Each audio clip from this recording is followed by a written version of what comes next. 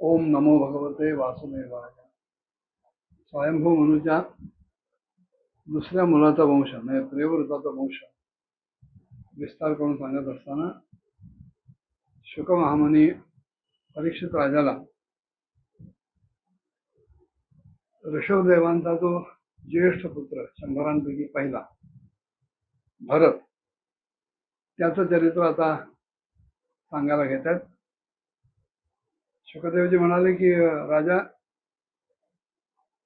हे महाराज भरत अतिशय मोठे भगवत भक्त होते आणि भगवान ऋषभदेवांनी आपल्या केवळ संकल्प मात्रेनं पृथ्वीचं रक्षण करण्यासाठी त्यांना इथे नियुक्त केलेलं होतं आणि आपल्या वडिलांच्या आज्ञेमध्ये राहून आज्ञा गुरुणा ह्यविचारणीय या न्यायानं या महाराज भरतांनी इथे राज्य केलं आणि ते राज्य करत असताना विश्वरूपांची कन्या पंचजनी हिच्याबरोबर त्यांनी विवाह केला. कालांतरानं त्यांना पंचजनीच्या गर्भातून सुमती, राष्ट्रभृत, सुदर्शन, आवरण आणि धूम्रकेतू या नावांचे 5 पुत्र झाले. जणू काही ते तामस अहंकारातून शब्दादी ज्या 5 भूत तन्मात्रा उत्पन्न होतात तशा प्रकारेच ते होते. आपण सध्या ज्या भूमीवर राहतो त्या भूमीला भारत हे नाव ज्यांच्या पराक्रमामुळं ज्यांच्या कर्तृत्वा मिळालं ते हे भरत महाराज. नपेक्षा या भूमीला पूर्वी अजनाभ वर्ष असं नाव होतं. महाराज भरत अनेक विषयांमध्ये ज्ञाते होते, बहुज्ञ होते आणि आपापल्या कर्मांमध्ये मग्न असलेल्या प्रजेचं आई वडील, आजी आजोबा जसा वात्सल्य भावानं सांभाळ करतात तसंच त्यांनी सुद्धा या प्रजेचा सांभाळ केला, पालन केलं. आपल्या संपूर्ण राज्यकारभारात त्यांनी अनेक प्रकारचे प्रकृती आणि विकृती असे अग्निहोत्र, दर्श, पूर्णमास, चातुर्मास्य, पशु, सोम इत्यादी लहान मोठे क्रतू यज्ञयाग केले आणि हे यज्ञयाग करत असताना अध्वर्यू, उद्गाता, होता आणि ब्रह्मा हे 4ही ऋत्वी त्यांनी न विसरता नेमलेले होते. आणि ज्या वेळेला जो याग करायला पाहिजे, जो क्रतू करायला पाहिजे त्यावेळेला तो याग, तो क्रतू त्यांनी श्रद्धापूर्वक आणि कर्तृरूप असलेल्या श्री भगवंताची भक्ती म्हणून ते यज्ञ केले. अनेक देवतांना उद्देशून त्यांनी ते यज्ञ केले. अनेक अंग आणि अनेक क्रियांसहित हे भिन्न भिन्न यज्ञ करीत असताना, ही अनुष्ठानं करीत असताना ज्या वेळेला अध्वर्युगण यज्ञामध्ये यज्ञनारायणाला आहुती देण्यासाठी म्हणून हवीरद्रव्य हातामध्ये घेत असत, त्यावेळेला यजमान भरत त्या यज्ञकर्मातून मिळणारं सगळं पुण्यरूप फळ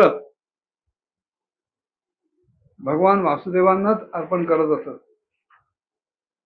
हे जे प्रकृती आणि विकृती असे 2 प्रकारचे यज्ञ सांगितले त्यामध्ये भेद असा आहे की संपूर्ण अंगांनी युक्त असा जो यज्ञ होतो त्याला प्रकृती म्हणतात आणि कुठला ना कुठला तरी अंग अपूर्ण राहून किंवा त्याचा त्याग करून जो यज्ञ होतो त्याला विकृती असं म्हणतात.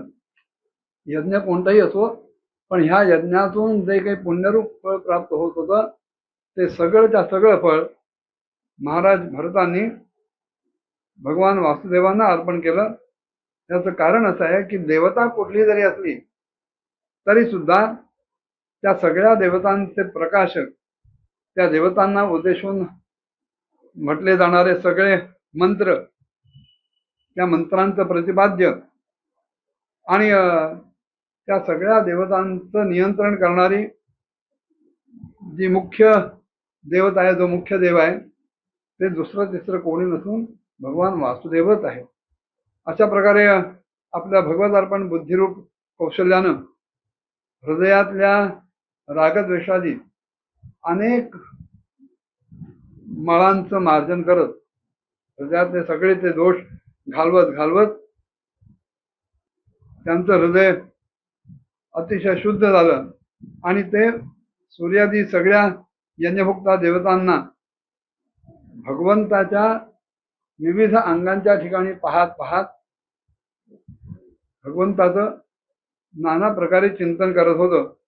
आणि अशा प्रकारे कर्माच्या शुद्धीमुळं त्यांचं अंतःकरण शुद्ध झालं. कर्माणी चित्तशुद्ध्यासम, ज्याचं जे विहित कर्म आहे ते कर्म त्यांनी शुद्ध बुद्धीने सत्व बुद्धीने आपलं कर्तव्य म्हणून जर केलं, कुठलीही फलाकांक्षा फलासक्ती न ठेवता, तर चित्त आपोआप शुद्ध होतं. आणि अशा शुद्ध झालेल्या चित्तामध्ये उपासना एकाग्रपणे करता येते. चित्ताग्रज्ञासम उपासना, चित्ताची एकाग्रता साधण्यासाठी उपासना असते. तेव्हा भगवान वासुदेवांमध्ये श्रीवत्स, कौस्तुभ, वनमाला, शंख, चक्र, गदा इत्यादींनी सुशोभित अशी आणि नारदांनी किंवा अन्य त्यांच्या एकनिष्ठ भक्तांनी हृदयामध्ये ज्या स्वरूपाचं ध्यान केलेलं होतं, त्या ध्यानाचं अत्यंत निश्चल भावानं त्यांनी मनन केलं, ध्यान केलं, आपल्या डोळ्यासमोर आणलं. आणि असं करत करत दिवसेदिवस त्या भक्तीमध्ये सुद्धा एक वेग निर्माण झाला आणि हळूहळू ती भक्ती पुढच्या पायरीवर जायला लागली.